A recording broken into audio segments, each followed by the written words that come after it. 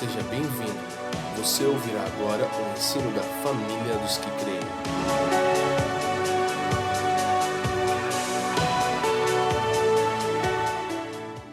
Boa noite, queridos. Tudo bem com vocês? Vocês estão felizes?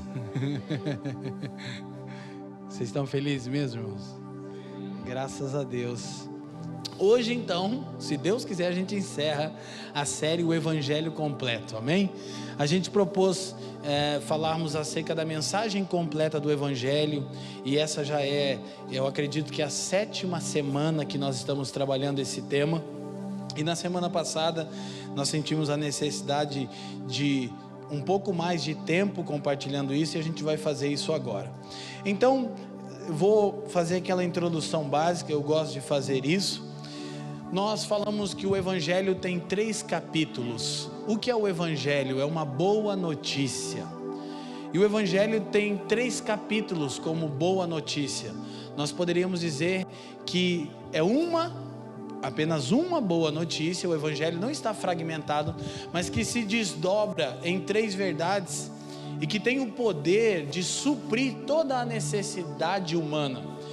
O Evangelho é primeiro o Evangelho da graça. Em Atos capítulo 20, versículo 24, nós lemos a respeito do Evangelho da graça, ou seja, a boa notícia de que Deus salvou mediante a graça. O Evangelho também é o Evangelho do reino. Lucas 4,43, Jesus disse que havia sido enviado para pregar o Evangelho do reino. É a boa notícia a respeito de por que Deus salvou. E o Evangelho também é o Evangelho eterno, que é o nosso tema final de hoje, de Apocalipse 14:6. É a boa notícia a respeito do que Deus salvou. Diga comigo assim: Evangelho da graça, como Deus salvou. Evangelho do reino, por que Deus salvou. Evangelho eterno, o que Deus salvou. Então, o Evangelho da graça fala de que Deus salvou graciosamente. O Evangelho do reino fala que Deus salvou para reposicionar o homem e todas as coisas no seu devido lugar. E o Evangelho eterno fala do que Deus salvou. E o que Deus salvou? Não apenas o homem, mas todas as coisas, amém? Então nós precisamos ter essa compreensão clara, a fim de que possamos, de fato, primeiro desfrutarmos da amplitude dessa mensagem e depois podemos comunicar ela com o mundo, viver ela. Preste atenção que o Evangelho é a solução para tudo. O Evangelho da graça resolve o problema do homem caído. O Evangelho do reino reposiciona o homem a um lugar de governo, de domínio, como em Gênesis 1, 26 ao 28. E o Evangelho eterno resolve o problema da criação, a falta de esperança no mundo. Hoje nós costumeiramente encontramos pessoas carentes de esperança, mas o Evangelho eterno resolve isso. O Evangelho eterno é a boa notícia de que Deus não salvou apenas o homem, mas Ele salvou toda a criação, Ele está redimindo tudo. E isso, de uma forma prática, é o que nós conversamos semana passada aqui. Se você não esteve na semana passada, você pode ouvir o podcast da Família dos que Creem. Você tem todos os áudios das palavras lá, desde o começo da série, para que você entenda tudo o que falamos. São então 7 semanas falando sobre o tema. E o Evangelho eterno, ele na verdade teria vários desdobramentos, e tem um desdobramento que é mais escatológico. Nós vamos deixar para trabalhar isso nas escolas de quinta-feira, é um assunto mais amplo. Mas o desdobramento prático do Evangelho eterno é: se Deus vai salvar toda a criação, e se Deus salvou de fato toda a criação e a está redimindo, como nós devemos viver a nossa nova vida? Porque aqui nós vamos nos deparar com algo que nós já falamos na semana passada, que é chamado de dualismo. E essa é uma ideia que impera no mundo ocidental, o dualismo grego. A ideia básica de que que as coisas materiais, a matéria é má por si mesma. Esse era um pensamento de Platão, filósofo da Grécia Antiga, que influenciou muitos líderes do cristianismo. Um dos mais importantes, Agostinho de Hipona, um homem muito importante na história da igreja, mas que cooperou com essa mentalidade fragmentada, dualista. Qual é o grande problema do dualismo? É que fica faltando algo. A gente tentou por muito tempo pregar uma vida separada da sociedade. Você sabe que os movimentos monásticos, eles nasceram com essa ideia dualista. Então os caras, eles se apartavam, se distanciavam do mundo normal, para viver apenas a espiritualidade, de tal maneira que então, numa vida desprendida de tudo, que abraçava a pobreza, eles encontrariam a verdadeira verdade. Tem verdade nisso? Claro que tem, sem dúvida tem. Mas o problema é que com isso a igreja deixou de cumprir o seu papel de discipular as nações. E hoje, na verdade, nós vemos demandas no mundo que a igreja tem a mensagem e o poder em Cristo de suprir, mas nós ainda lidamos com isso. Na prática é mais ou menos assim. Você costuma dizer assim: não, é que no meu trabalho secular, a palavra secular vem de século, e a ideia de século nas escrituras é essa presente era perversa. Então, como você seria uma pessoa sagrada no domingo à noite, mas na segunda pela manhã secular? Como você trabalharia para Deus no domingo e para o diabo na segunda? E na verdade, nessa matemática a gente trabalha mais para o diabo do que para Deus, aleluia. Verdade? Sim ou não?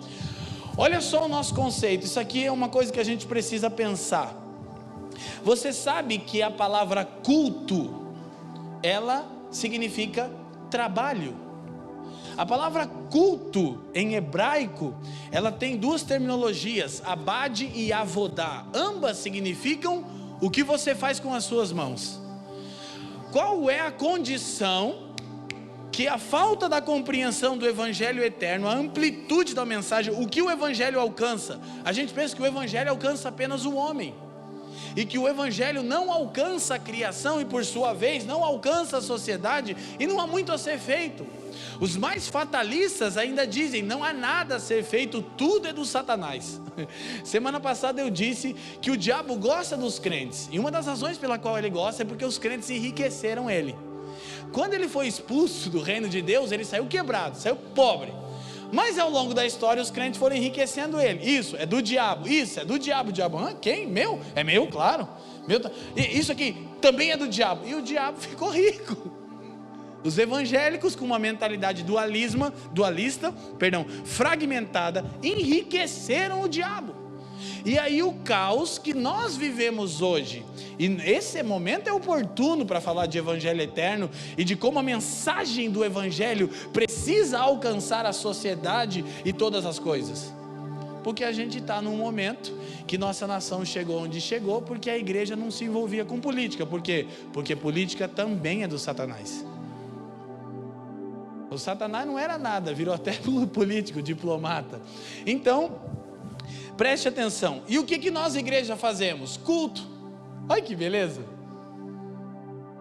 Para a gente dar uma aliviada nessa vida dura de trabalhar para o diabo de segunda a sexta, no domingo a gente faz um culto para Deus, para dar uma aliviada. E o que é o culto para Deus? Aquilo que a gente faz quando a gente senta numa cadeira e fica ouvindo alguém falar e canta umas músicas e fica chateado se passar uns 20 minutos ainda. Nosso conceito de culto virou totalmente ritualístico. A ideia que eu estou dando culto a Deus é um ritual de 1h30. Mas culto, na estrutura original do plano de Deus, é trabalho, é a vocação do homem. Então, o evangelho eterno reorganiza, ele reconcilia, como falamos na semana passada, todas as coisas e coloca elas em seus devidos lugares. Porque nós pensamos que não é tão agradável a Deus o que fazemos na segunda-feira como o que fazemos no domingo. E na verdade, quando nos reunimos, estamos aqui para celebrar o Senhor e para sermos equipados e ensinados de acordo com toda a estrutura da vontade de Deus nas Escrituras, sobre como darmos o culto na segunda. Culto é segunda, não é domingo. Domingo é tempo de capacitação, de empoderamento, de comunhão, de fraternidade, de encorajamento, mas o culto é amanhã. E se nós tivéssemos cultivado essa mentalidade desde sempre, todas as coisas seriam diferentes. Então, essa é uma das coisas que Deus está falando. Nós estamos chamando irmãos aqui para poderem nos servir nesse encontro com todos os santos, com o seu DNA. E esse mês a gente vai falar disso, que daqui 2 semanas vem o Theo. E o Theo é um dos grandes caras que Deus está usando no Brasil para bater nessa tecla há muito tempo. Como a igreja precisa se envolver. O Dunamis é um movimento que nasceu para influenciar nas universidades. Os caras estão fazendo um barulho incrível no Brasil. Estão movendo coisas, mas não apenas, escute, a coisa é tão difícil, irmão, que torna difícil explicar.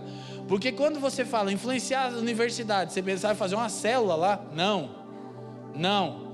É influenciar a estrutura de ensino nas universidades. Não é meramente ir lá salvar o universitário. Isso é parte, mas é comunicar naquele campo, naquela esfera, que Deus salvou tudo. E que todo conhecimento agora precisa estar à disposição de Deus para o cumprimento do seu plano e de acordo com sua vontade. Esse fim de semana, ministrando, eu disse que uma das coisas mais injustas na história do mundo a respeito da filosofia é Paulo não estar nessa lista. Mano, na boa, Paulo bate de frente com qualquer um desses caras, com Sócrates, com Platão. Eu na verdade acho que ele é mais incrível, eu acho que ele foi mais incrível do que esses caras.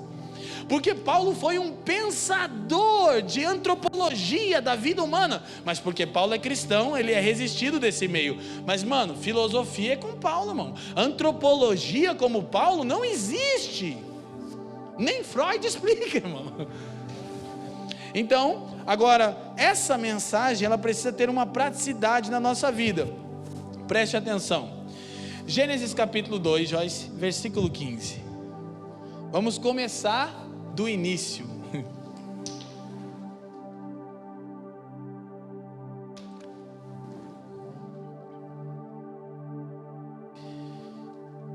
E realmente, gente, é uma coisa que nós queremos experimentar cada vez mais na família dos que creem.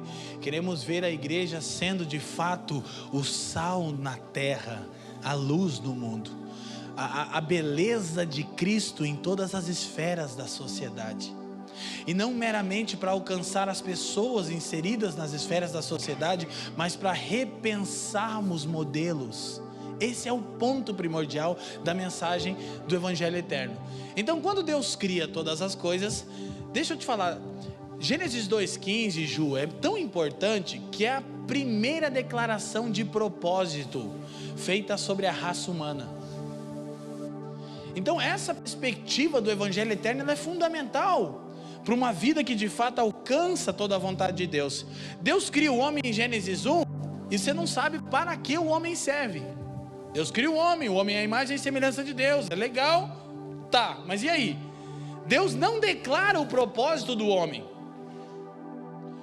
Mas em Gênesis 2,15 diz: e tomou o Senhor Deus o homem e o pôs no jardim do Éden para o lavrar, a palavra aqui é cultivar, para o cultivar e guardar. Diga comigo, cultivar e guardar.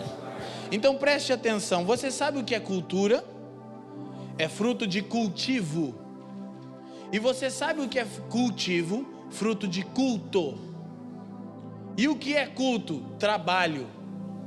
Qual é a ideia original de Deus? O homem vai trabalhar. Irmão, o trabalho não é do diabo. Se você estava achando que lá no reino de Deus não vai ter trabalho. Não, o homem trabalhava antes da queda, o que não é de Deus é o suor do rosto. E aqui a gente também faz uma confusão com isso. A gente diz, não, o trabalho dignifica o homem, mas Deus santificou o descanso. Porque é um princípio no reino que o homem precisa entender, que ele não tem a capacidade de fazer as coisas sozinhos. Mas então, a palavra lavrar, cultivar, é a palavra original para culto. Qual é a primeira função do homem? Trabalhar, dar culto ao Senhor, trabalhar sobre os valores do reino de Deus. Esse trabalho, escute, sobre os valores do reino de Deus, seja qual área você estiver inserido, seja você um pedagogo, seja você um biólogo, seja você um industrial, seja você qualquer outra coisa, você trabalha sobre os valores do reino de Deus.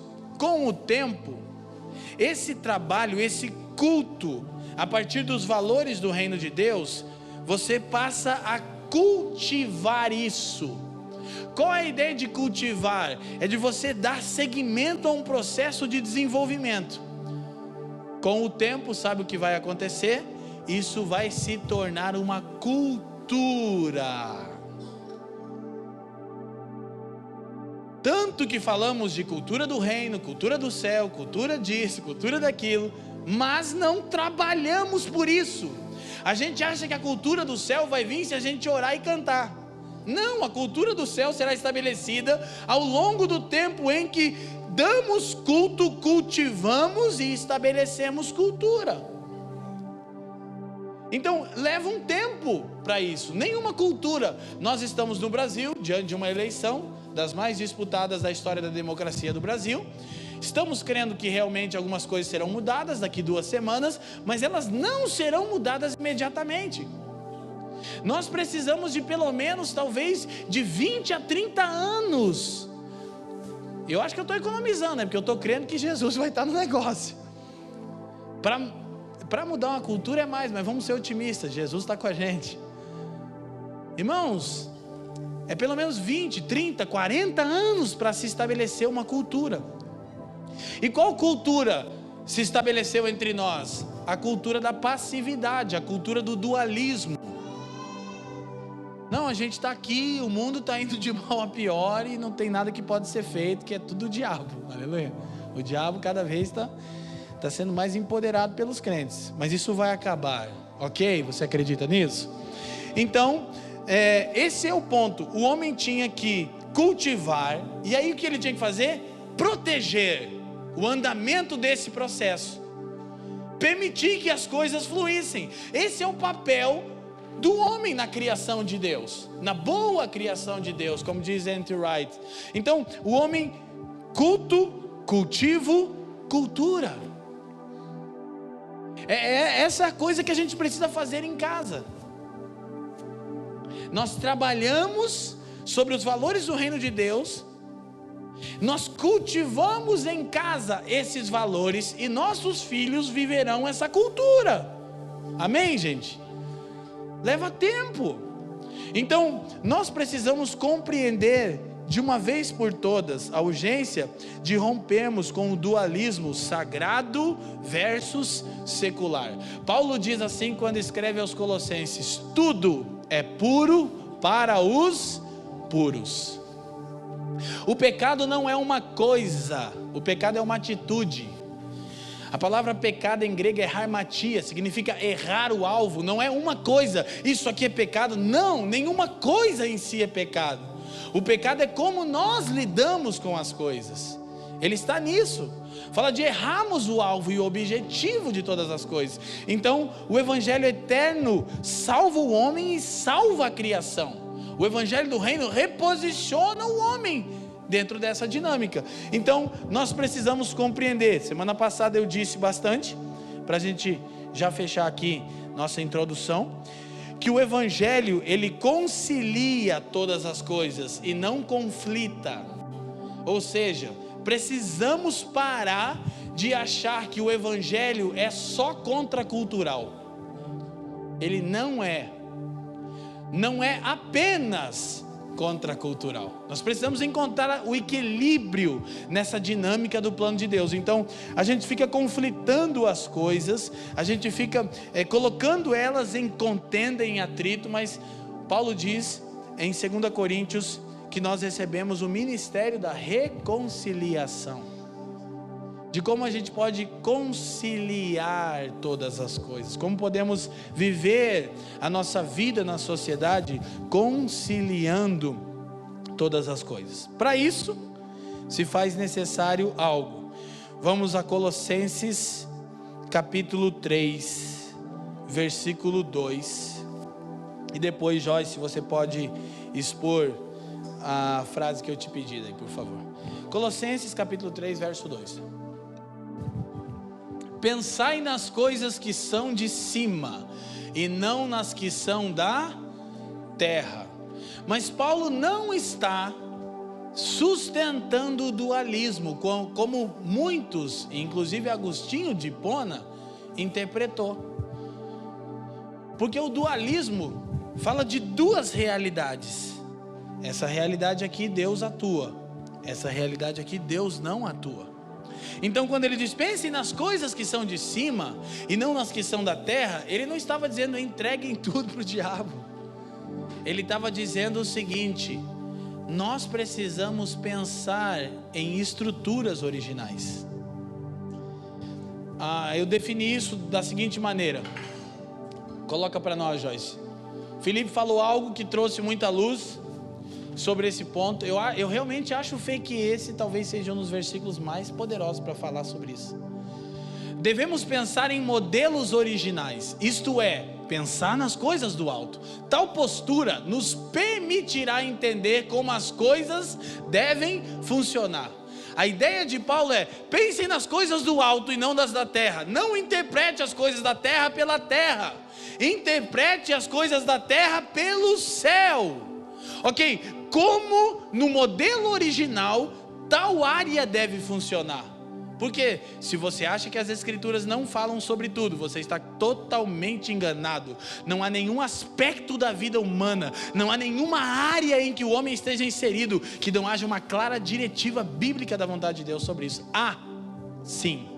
Então, devemos pensar em modelos originais, e isto é pensar nas coisas do alto. Tal postura nos permitirá entender como as coisas devem funcionar a partir de uma perspectiva celestial.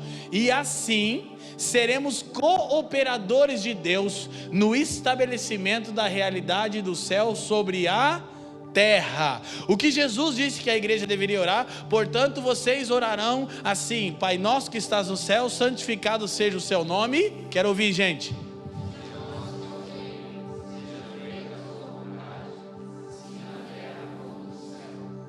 A ideia é que a igreja cumpra a sua vocação intercessória, esteja entre o céu e a terra. Então nós precisamos pensar nos modelos originais para nos tornarmos cooperadores de Deus, para que a realidade, para que a cultura celestial seja estabelecida na terra. É o que Paulo está dizendo aos Colossenses. E eu concluí fazendo menção aqui o texto de Efésios capítulo 2, versículo 6, se você quiser anotar. É urgente a igreja entender o que significa estar assentado nos lugares celestiais. O que Paulo diz sobre a igreja em Efésios 2:6 é que nós fomos ressuscitados com Cristo, estamos assentados nos lugares celestiais. Ou seja, nós não vemos as coisas da terra para a terra, nós vemos as coisas do céu para a terra. E essa fé romantizada nossa já se provou ineficaz. Irmão, não resolve mais a gente apenas pregar o evangelho da graça, que Deus salvou o homem. A gente precisa pregar o evangelho completo. Deus salvou o homem, evangelho da graça, evangelho do reino. Deus reposiciona o homem, evangelho eterno. Deus salva a criação a fim de que o homem reposicionado possa governá-la. Então nós precisamos aprender. Basicamente isso é um retorno à ordem, ao mandato cultural de Deus ao homem em Gênesis 1. Domine sobre todas as coisas, não seja dominado por elas, mas domine todas as coisas. E nós temos à nossa disposição todo o manual. Nós temos todo o manual. Agora, isso aqui cabe algo que nós aqui na família dos que creem, cremos e consideramos. Isso não nos privará de aflições e de sofrimento. Não. Mas também não são apenas aflições e sofrimento, salvo aqueles a quem o Senhor chamou, como Paulo, né? Mas aí Paulo sofreu, foi afligido, mas também era o cara, né? Então, tem esse ponto na história. Quem está me entendendo, diga assim. Então, nós precisamos compreender o seguinte: o Evangelho da Graça transforma pessoas. O Evangelho do Reino reposiciona as pessoas. E o Evangelho eterno muda sistemas. Então nós precisamos pensar, por que precisamos encarar as áreas de influência que vamos mencionar agora? Não é apenas para que pessoas sejam salvas nessa área.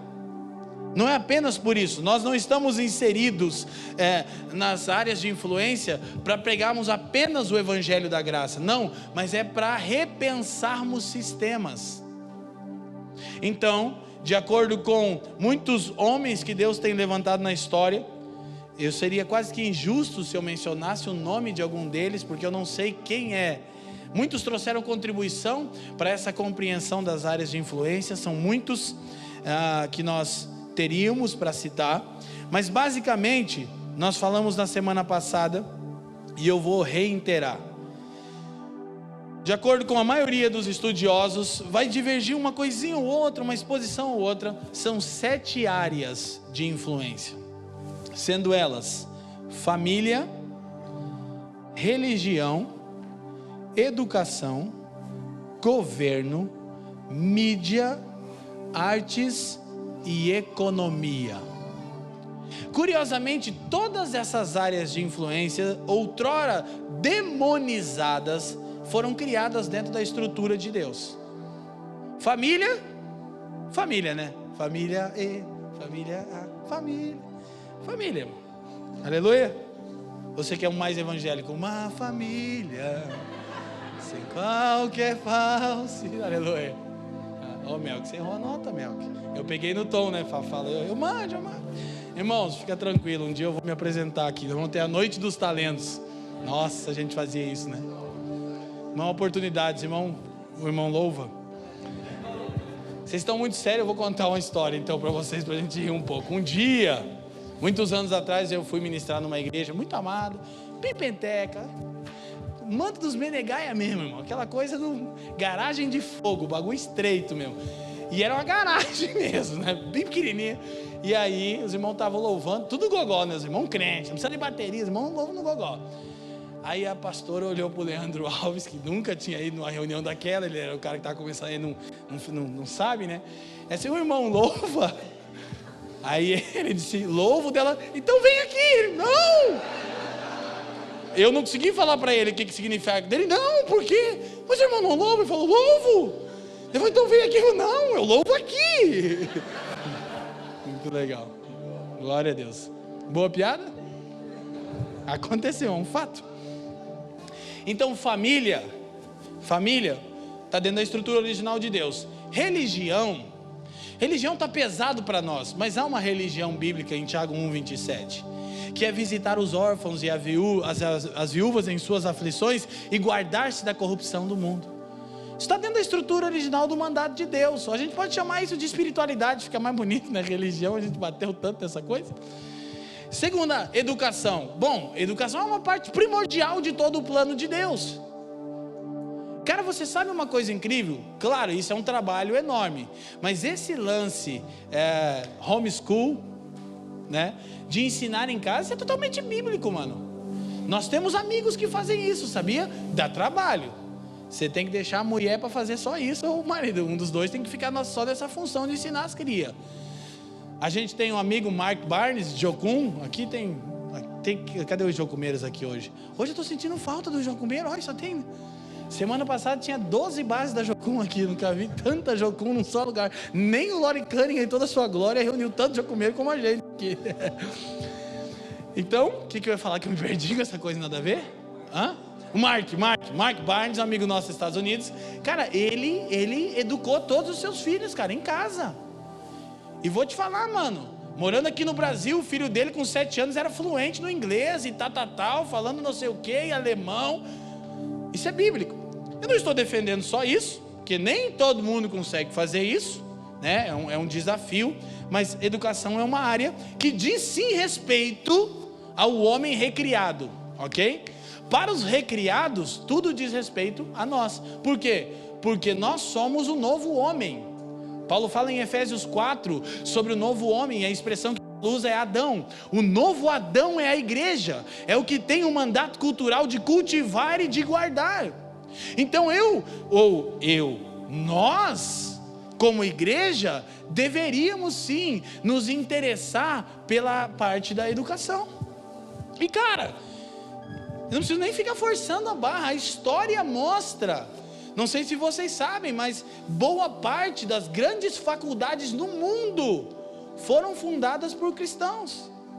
Harvard, eu só sei Harvard, fico sempre que eu falo isso. Harvard, irmão. Stanford. Bert Richard. Não, isso era outra coisa, isso não é faculdade, isso é. Qual? Cambridge. Oxford. Aí, ó. Aí, boto. Obrigado, deixa eu anotar isso aqui qualquer coisa. Eu sempre falo Harvard, irmão. Aleluia, vamos pra frente que eu não lembro outro. Mas, cara, sabe uma coisa incrível? Dentre muitas coisas incríveis que a Igreja Católica faz, uma das coisas incríveis que a Igreja Católica faz, e quando você vê isso, eu ando muito no Brasil e eu estou muito nos interiores, mano, a estrutura é básica, é assim, você chega na cidadezinha, no centro do bagulho está a Igreja Católica, os caras conseguem, os caras são massa, né? Tá lá a Igreja Católica Church, tá lá, né? Sabe o que tem do lado sempre? Uma escola e um hospital. Não se planta uma igreja católica sem fundar uma escola.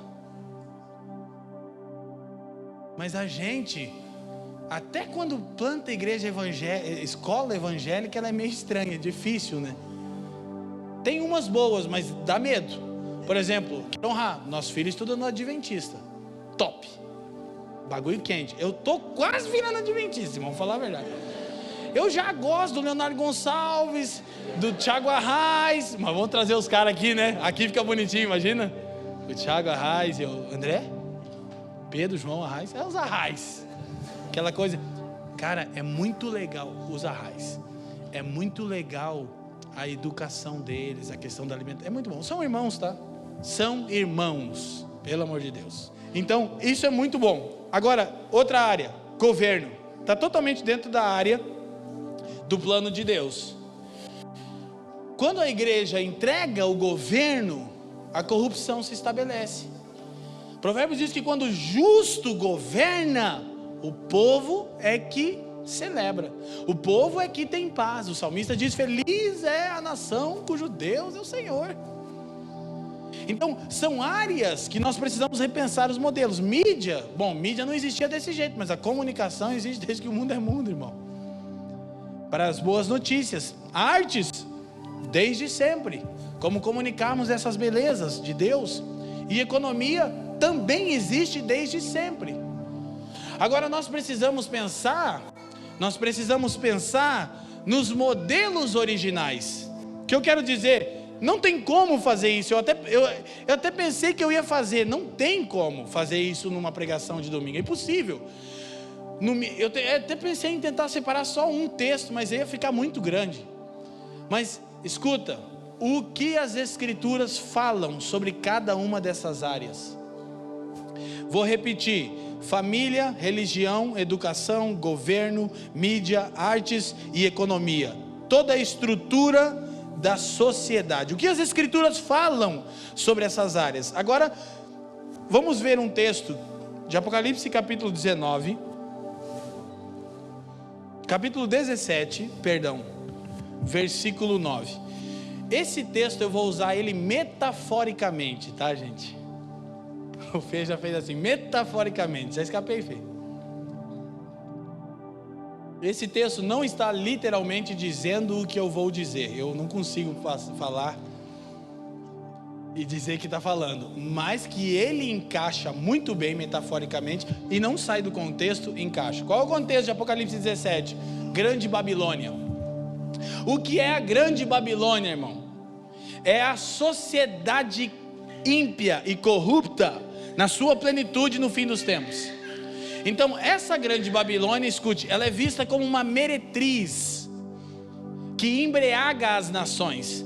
Isso é tão incrível, e isso é impossível de fugir disso, Fê, porque na história bíblica, gente, olha aqui para mim, a história das Escrituras é também a história de duas cidades e de dois modelos de influência: Jerusalém e Babel, que se torna Babilônia, ou Israel, duas nações, e Babilônia. Qual é a ideia de Israel nas Escrituras? É o povo que vai retomar o mandato cultural de Deus. O que é Babilônia? É a tentativa do diabo fazer a mesma coisa. Jerusalém, Babel, Israel, Babilônia. No final das Escrituras, a Grande Babilônia vai ser julgada por Deus. E ela é vista, ela é tipificada metaforicamente como uma meretriz, como uma prostituta, que embriaga as nações. E aí é dito sobre isso. Aqui há sentido. Quem tem sabedoria, as 7 cabeças, ele vê, o negócio ali é bagulho louco, né, Apocalipse? As 7 cabeças são 7, daqui alguns irmãos usam a expressão 7 montes. Como o texto não é literal, a gente prefere 7 áreas de influência. Mas eu queria passar aqui para vocês verem. 7 montes sobre os quais a mulher está assentada. Assentar nas Escrituras, no contexto, fala de posição de governo. O mesmo é dito sobre os santos em Efésios 2,6. Eu já mencionei aqui que estamos assentados com Cristo. Então, que metáfora nós podemos tirar aqui? Essa meretriz que é a Grande Babilônia, um sistema corrompido, se assenta sobre os 7 montes, as 7 áreas de influência, e determina a funcionalidade de cada. O que a gente está tendo agora? Uma luta ideológica, porque Grande Babilônia quer dizer o que é família, em detrimento do que as Escrituras dizem que é família. E mano, se você gastar um tempinho, eu não sou nenhum perito nesse assunto, mas se você gastar um tempinho olhando as filosofias de governo, você vai descobrir que essa metáfora é bem útil mesmo. Socialismo, comunismo, vai tocar todas as 7 áreas. Viu que determinados candidatos, né, aqueles que são liderados pelo encarcerado, os caras já estão querendo dar ordem para como é que vai usar o WhatsApp agora. Controle social da mídia. É só a gente ver nossa nação aqui vizinha, né? Ali em cima, Venezuela. Você vai ver que sempre trata disso aqui, de governar e de determinar como cada área dessa vai ser estruturada. Família, não, família é o seguinte. Você sabia, o Fafa me mostrou isso, né, Fafa? Nova York reconheceu 31 gêneros. 31. Eu não lembro, tinha umas coisas, né, Fafa? Tá lá?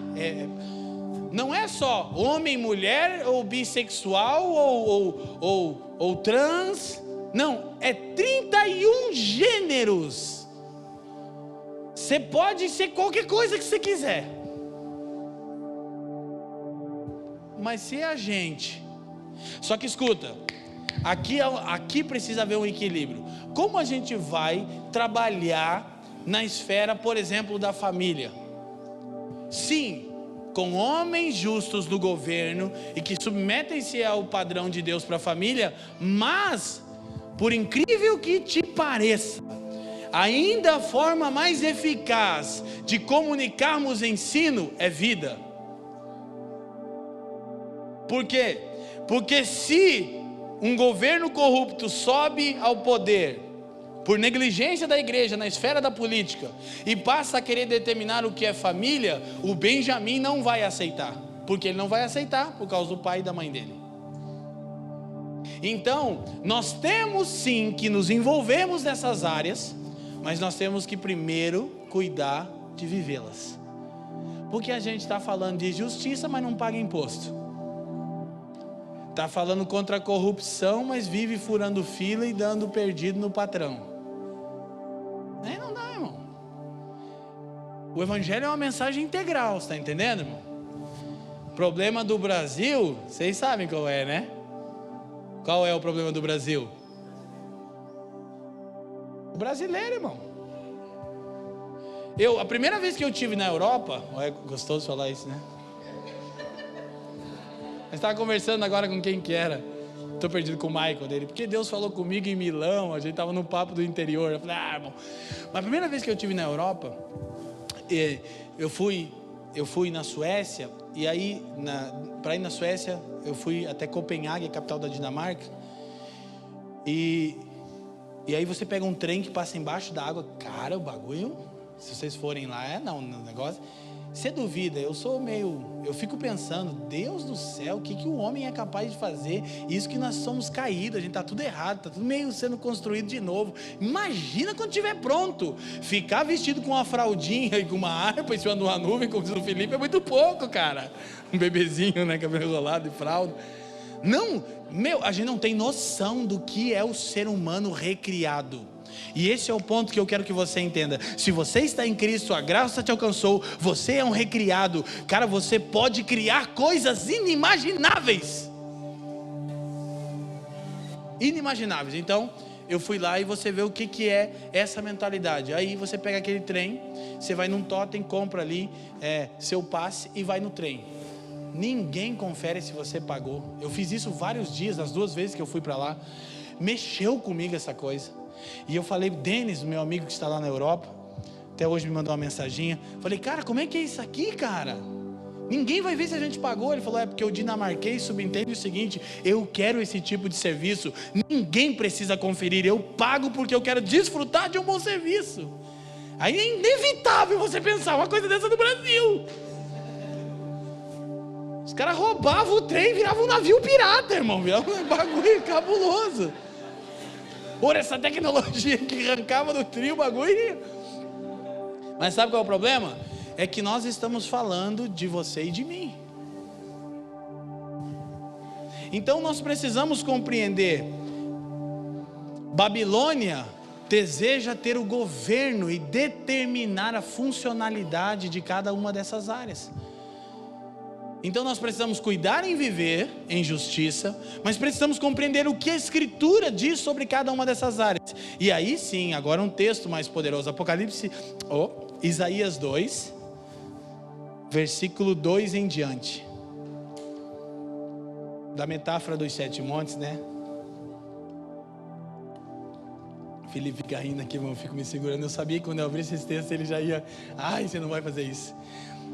Aquele era a metáfora, esse aqui não. Embora eu não sei bem exatamente como é que isso vai ser, isso é profecia.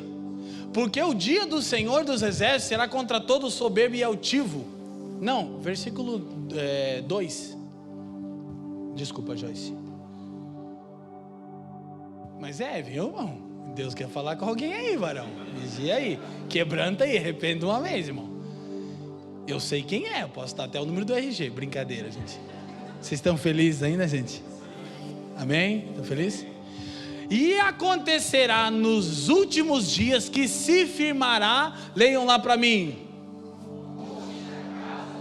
o monte da casa do Senhor no cume dos montes, e se exaltará por cima dos outeiros, e correrão a ele todas as nações. A metáfora de Apocalipse é Babilônia assentada sobre os 7 montes, mas a profecia bíblica diz que no fim dos tempos o monte da casa do Senhor será exaltado sobre todos os outros montes, e para ele as nações correrão. Minha mãe está ali atrás, é impossível não lembrar de um texto. Ela deve ter lembrado agora, que ela sempre fala: filha, a mãe ama muito o texto que o profeta diz que naquele dia as nações puxarão na orla de um judeu e dirão: ensina-me o caminho da verdade. Isso não tem a ver com uma mentalidade judaizante, mas é que Israel é a nação protótipo. E isso é tão incrível, que você vai lá em Israel, você vê coisas e fala: cara, os caras estão no meio do deserto. Gente, meus amigos estavam lá agora, estão tudo bobo, eu fiz até uma zoei com eles. Tá? Cara, você vê coisas em Israel, né? O nosso presidente disse que vai imitar a teologia, a ideia da irrigação e tal. Isso aí é coisa que a gente já fala. Agora escuta, mano, deixa eu falar uma coisa. A CBF, não aguento, cara. Mandaram, não, tem que falar. A CBF vai punir o meu time, o Paraná Clube, gente, porque ele está com 17 pontos o campeonato todo. Dizem que está fazendo campanha, entendeu?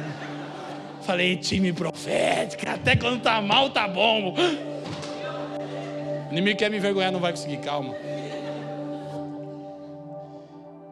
Eu sabia, Fábio, eu estava orando: Senhor, não pode, o tricolor, Senhor. Aí a revelação veio de um amigo meu da Bahia, o Saulinho. Próximo texto. E virão muitos povos e dirão: vinde, subamos ao monte do Senhor, a house of the Lord. Nossa, cara, que legal. Um dia eu vou ser gringo.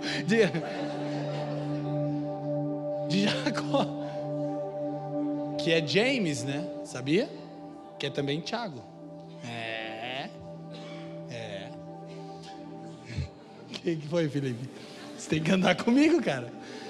Para que nos ensine o que concerne aos seus caminhos.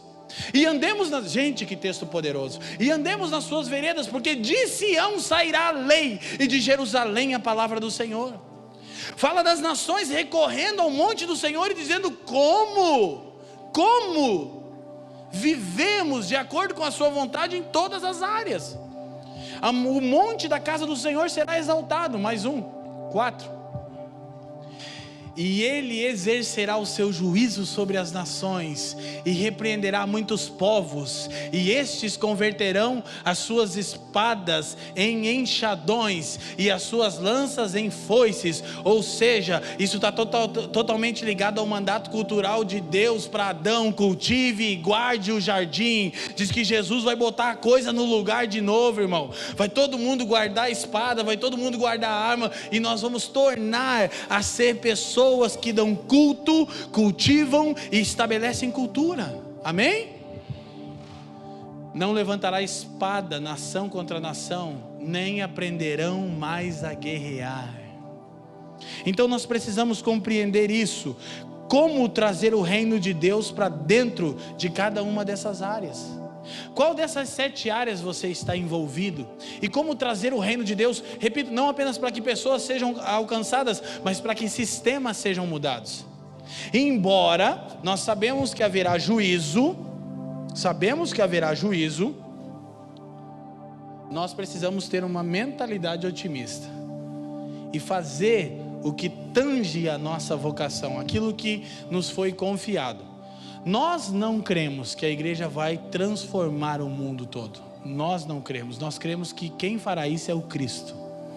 Mas nós cremos que a igreja vai tomar parte nesse processo, e isso começa agora. Então, aí que fica resistindo aqui a escatologia, mas aí nós entraríamos na escatologia. Paulo, quando está falando sobre o corpo glorificado, sobre a vida eterna, ele conclui dizendo, 1 Coríntios 15, 58, ele diz: irmãos, no Senhor, o vosso trabalho não é vão. A palavra que Paulo usa é: não vai desvanecer. Não vou ter tempo para explicar, que a gente vai terminar vendo um quadro agora, para a gente terminar aqui dentro do horário proposto. Mas escuta, a gente vai ter que tratar isso nas nossas escolas de quinta-feira. A gente já trata, mas nessa estação nova, fica tranquilo, gente, a gente vai tratar. Existem coisas que eu e você vamos fazer, que elas vão permanecer depois que Jesus voltar. Não vai terminar. Por quê? preste bastante atenção, nem mesmo a volta de Jesus resolverá tudo instantaneamente. Não é o que a Bíblia diz. E não é que ele não o possa fazer. Pode. Deus podia só fazer assim, ó, e tudo era resolvido. Mas Deus ama processos. Então Jesus virá à terra, diz as Escrituras. Ele vai estabelecer o seu reino em Jerusalém, e o monte da casa do Senhor será exaltado sobre todos os montes, e as nações correrão até lá, e de lá nós ensinaremos as nações a respeito de como estruturarmos a vida na terra. E de acordo com a Bíblia, isso vai levar 1000 anos. Então tem coisas que você está fazendo agora. Talvez você está envolvido na área da arte. Fafa e Jaque, eu disse aqui semana passada, que são mais próximos a mim, que eu sei, são centenas de testemunhos de pessoas que eles foram fazer o casamento, e tamanha é a graça que eles têm quando fotografam, que as pessoas viam Cristo, quebrantavam. Sim ou não, Fafa? Muitas coisas, muitas vezes, numa fotografia, irmão. Com o tempo, você vai aprendendo a entender isso. Tem coisas que são feitas com tamanha beleza que elas comunicam a realidade do céu. É por isso que nós estamos engajados nessa coisa chamada beleza. Não dá para mudar nossa cara, né, irmão? Mas tá difícil. Nós vamos se arrumando aí no processo, né, irmão? Vamos dar um upgrade nas irmãs, aleluia. Agora, querido, eu não estou falando de vaidade, eu estou falando de beleza. São coisas diferentes. Por quê? Porque você pode sim comunicar. Semana passada eu disse, se você tratar as coisas como as Escrituras dizem, Colossenses, quando Paulo fala sobre pensarmos nas coisas do alto, em modelos celestiais, para influenciarmos a terra, ele termina dizendo assim, ó, então empregado, sirva seu patrão como ao Senhor. E aí sabe o que vai acontecer? Se você servir o seu patrão como o Senhor, você vai prosperar. Você vai virar o melhor funcionário da sua empresa. Trate o seu trabalho, se você é um autônomo, como ao Senhor. Se você mexe com drywall, faça como ao Senhor. Aí sabe o que vai acontecer? As pessoas vão dizer, cara, esse drywall é o mais top que tem em Curitiba. Aí sabe o que vai acontecer? Você vai ficar rico ainda de quebra, aleluia. Aí sabe o que vai acontecer? Você vai cuidar da gente, olha que beleza. Que nós é tudo missionário aqui, né, irmão? Tô brincando. Porque você tem uma mentalidade de redenção e não de abandono. Então você vai começar a tratar as coisas como ao Senhor.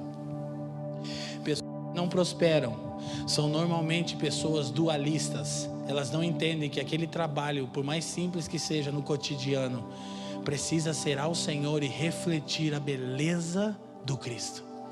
Se você tomar o que você tem na mão e falar, bom, eu vou ser o melhor advogado, porque é ao Senhor, você vai ficar rico de quebra. Sabia? É sério. Aí o povo prospera. Sabe por quê? Judeu é assim. Judeu entende isso. Aí os caras ficam ricos. Aleluia. Quem quer ficar rico aqui? Pastor, viu um amém? Tem uns irmãos meio espiritual que não querem, então fica aí. Então, para terminarmos, eu peguei um quadro. Na verdade eu não peguei, não é um quadro, eu escrevi, estava lendo, estudando sobre isso, de um irmão chamado Richard Niebuhr. Muito legal. No livro de Timothy Keller, que a gente está recomendando, Igreja Centrada. E difícil vai ser ler o que está escrito aí, tá bom? Mas como é que a gente pode interpretar isso? Obrigado, Joyce. Vocês não vão conseguir ver, mas eu vou ler. Esse irmão separa pelo menos 5 modelos, porém ele mesmo diz que os modelos não são suficientes. Eu vou ler, fica tranquilo. 5 modelos de interpretarmos isso. Eu tinha que ter começado isso há meia hora atrás, mas a gente só vai passar, pois até podemos mandar para os irmãos. Eu creio que a gente aqui vai trabalhar bastante esse tema ainda. Então, o primeiro modelo que existe no meio cristão é Cristo contra a cultura. Esse é o mais difundido. Toda a cultura é do diabo. Modelo de afastamento, em que se dá um distanciamento em relação à cultura e um mergulho na comunidade da igreja. Eu acrescentei alienação. A mentalidade Cristo contra a cultura, ela vai nos afastando e vai nos levando a emergir apenas na comunidade, na área que a igreja está. Nós nos alienamos da vida cotidiana. E como nós vemos isso? Há uma alienação disso. Então eu fico com muito medo, eu tenho medo no fundo da minha alma, quando eu vejo um jovem falando: cara, eu tenho um chamado. Aí eu penso: você entende o que você está falando? Porque eu sou de uma geração que ter chamado é o seguinte: eu não vou trabalhar, não vou estudar, vou ser o mais burro possível e vou orar para virar um Power Ranger e salvar o mundo. Normalmente não dá certo. Normalmente não dá certo. Não é isso. Então esse é o modelo Cristo contra a cultura. Ele é alienado. Segundo modelo, o Cristo da cultura. O modelo de acomodação, que reconhece Deus trabalhando na cultura e busca maneiras de ratificar este fato. Eu acrescentei: indiferença quanto ao juízo de Deus. Preste atenção, todos os modelos têm verdades e têm coisas incompletas. Então, o Cristo da cultura é um modelo de acomodação. Já é um modelo jamais exacerbado. Não, Deus está trabalhando na sociedade. A cultura é boa e a gente fica tentando achar fatos que comprovem: olha, isso aqui é de Deus nessa cultura. E isso também está correto. Porém, muitas vezes se torna indiferente quanto ao juízo de Deus. Esse é para nós um ponto que não fecha no aspecto, com muito cuidado eu quero dizer com isso, dos irmãos que creem mais em uma transformação total da sociedade. A gente crê na influência sim em grande escala, mas cremos no juízo de Deus sobre toda a impiedade. Então você corre o risco do Cristo da cultura, não, tem Deus em tudo, dá para ver Cristo aqui? Dá, mas há juízo sim, ok? Terceiro, o Cristo que beleza. Mas estava mais bonitinho o meu papelzinho ali, mas pode deixar, Joyce. O Fafa foi lá dar os comandos. O Cristo acima da cultura. Modelo sintético que defende, por meio de Cristo, a complementação do que há de bom na cultura e uma construção em cima desses aspectos positivos da cultura. Esse, com um outro modelo, na minha opinião, por enquanto, é o que mais agrega. É a ideia de que, por meio de Cristo, há uma complementação. Por exemplo, para a gente ser uma igreja relevante em Curitiba, uma das coisas que a gente vai precisar entender é qual é a cultura do curitibano. Qual é a cultura da cidade? E aí nós vamos ter que entender o que o Evangelho confronta na cultura de Curitiba, mas o que ele pode apoiar. Há muita coisa que pode apoiar. Então, é uma complementação. Esse seria o modelo, o Cristo acima da cultura, ok? Quais são os aspectos positivos da cultura e que nós podemos apoiar? Não apenas para ganhar a pessoa, não estou falando de uma mentalidade apenas evangelística, no sentido romântico. Vamos usar isso aqui para pregar o Evangelho. Não, vamos usar isso aqui para pregar o Evangelho para quem está aqui, mas remodelar esse sistema aqui, para que isso aqui também funcione de acordo com o modelo original.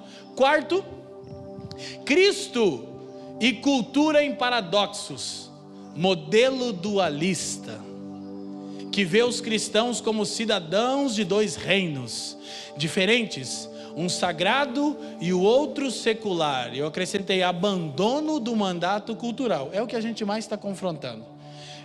O Cristo e a cultura em paradoxos, está tudo separado, isso aqui é de Deus e o resto é tudo diabo, e Deus é um caça-fantasmas e Ele quer salvar as almas, e Deus vai tirar as almas, e uns ficarão para sempre com uma roupa de batismo e uma harpa, e outros serão bebezinhos com fralda e cabelo enroladinho loiro, também com uma harpa.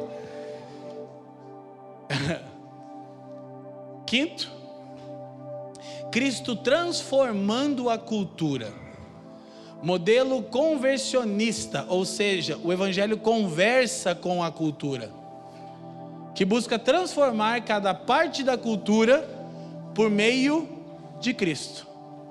Então, eu acredito que esse modelo, com o terceiro, seria um modelo que mais aparentemente a mim se adequa ao nosso mandato cultural e a compreensão do Evangelho eterno.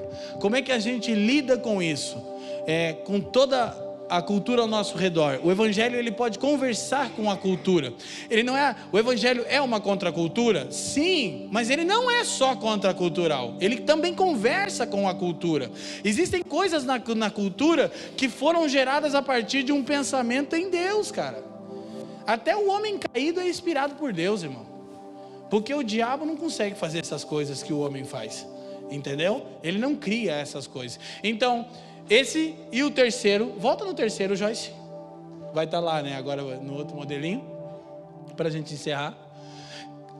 Não, pode ser ali, você já tinha mudado, eu não sabia, desculpa. O Cristo acima da cultura, o modelo sintético que defende, por meio de Cristo, a complementação do que há de bom na cultura e uma construção em cima desses aspectos positivos da cultura. Amém. Obrigado, gente. Pode ligar as luzes. Queridos, então, ainda há muito que nós precisamos pensar, mas eu quero reafirmar: mudar sistemas e não apenas alcançar pessoas. Alcançar pessoas, sim, para mudar sistemas. Ok? Então nós precisamos entender, terminando a nossa série, que é o Evangelho completo. Atos capítulo 5, Joyce, verso 20. Foi um dos textos bases e a gente vai terminar relembrando isso. E eu quero fazer uma oração diferente hoje. Eu quero fazer uma oração de envio. Amém? Você acredita? Porque nós estamos 7 semanas aqui procurando ser fiéis às Escrituras, ao Evangelho, e agora eu quero orar sobre isso. Isso é um anjo. Legal que, Paulo escreve aos Gálatas e diz: se um anjo vier do céu e pregar o Evangelho, que não seja o que eu prego, que ele seja maldito. Mas esse anjo aí era uma benção, que ele pregou o Evangelho que Cristo pregava. O anjo aparece aos discípulos, eles são presos e depois são soltos. Ele diz: ide, apresentai-vos no templo e dizei ao povo todas as palavras desta vida. O Evangelho é vida integral, não vida fragmentada. Vou repetir o que eu disse, eu acho que semana passada. Um dos maiores influenciadores desse pensamento é um teólogo chamado Abraham Kuyper. E ele disse assim: não há 1 milímetro sequer da vida humana que Deus não clame dos céus dizendo: é meu. Nós precisamos encarar assim uma visão integral do Evangelho. Tudo o que fazemos, todas as áreas precisam ser modeladas de acordo com o Evangelho. E aí sim, você começa a compreender os encontros de edificação e de celebração da igreja. É quando nós nos encontramos a fim de levantarmos o nome do Cristo que vem, mas também de compartilharmos tudo aquilo que nós influenciamos, afetamos e até alteramos na semana. Sistemas que são alterados. E queridos, Leandro, isso não é um pouco triunfalista demais? Não. O cara que aboliu a escravidão era um cristão, Wilberforce. A história mostra homens de Deus que fizeram coisas que mudaram o paradigma de nações. E nós cremos que toda coisa está convergindo. Sabe o que é legal? É que nós sempre lemos a história das nações, mas agora a nossa nação está no melhor momento da sua história. Se você tem uma perspectiva do Evangelho completo, você não vai ficar desesperançoso. Você vai ver: uau, o cenário está pronto para uma revolução. Amém? Todas as coisas estão prontas, não apenas a partir de um presidente, mas é que essa eleição fez a igreja acordar para coisas que ela estava adormecida há muito tempo. E não apenas se preocupar com o kit gay, porque meu filho está lá. Não, mas se preocupar porque a educação precisa estar modelada pelo padrão celestial. Não porque o meu filho... Cara, a coisa mais mesquinha é um crente falar isso.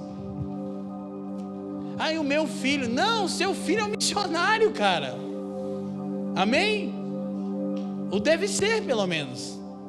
Então nós precisamos encarar isso, gente. Eu quero terminar orando, graças a Deus, por esse tempo de ensino. Domingo a gente está aqui, mas a gente está encerrando essa série. Nós já vamos iniciar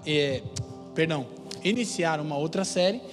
Mas eu creio que nós fomos enriquecidos com isso. Eu queria que vocês considerassem. Eu quero encorajá-los. Você que não acompanhou, escute os podcasts, ouça os áudios. São 7 ministrações com muita palavra de Deus, para sua mente ser renovada e você conseguir experimentar níveis mais profundos da vontade de Deus. Amém, gente? Obrigado por nos ouvir. Para mais informações, visite famíliadosquecreem.com.